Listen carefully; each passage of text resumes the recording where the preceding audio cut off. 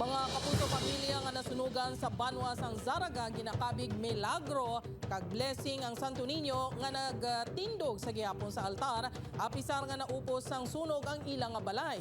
Ini ang gintutukan ni John Sala.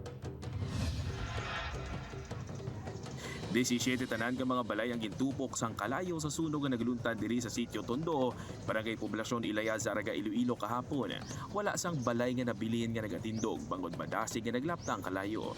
Apang may makabig blessing subong nga nagahatag sang kusog sa mga residente sang sitio.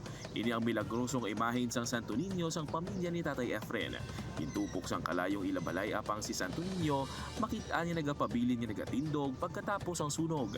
Pasalamat mga misiyarite, bisan pa may wayag kami pabayaan man. Sagwa. Oo, kagiway man ti na disgrasya sa mga pumuluyo doon.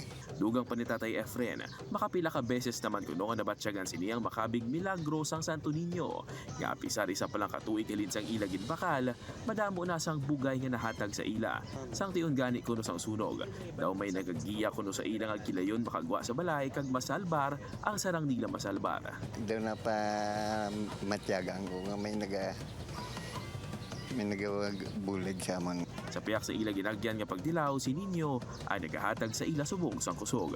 Ginkumpirmar naman sang barangay nga base sa investigasyon sa BFP, nagsugod ang sunog sa balay sang pamilya Hinon. Apang paliskad sa unang impormasyon nga naglapta, na nagsugod ang kalayo sa ginaluto sang isa ka bata. Daw halin sa may babaw ang kalayo. So may basi kung halin sa mga kisame may short circuit. Sa karon padayon ang pag-abot sa bulig para sa mga biktima. We will see to it, no, nga kahit paano makatukod-tukod sila karon na within the afternoon, no, sa nga ila temporaryo man nga elestaran. Upod kay Hans Disierto, John Sala. Buana, Western Visayas.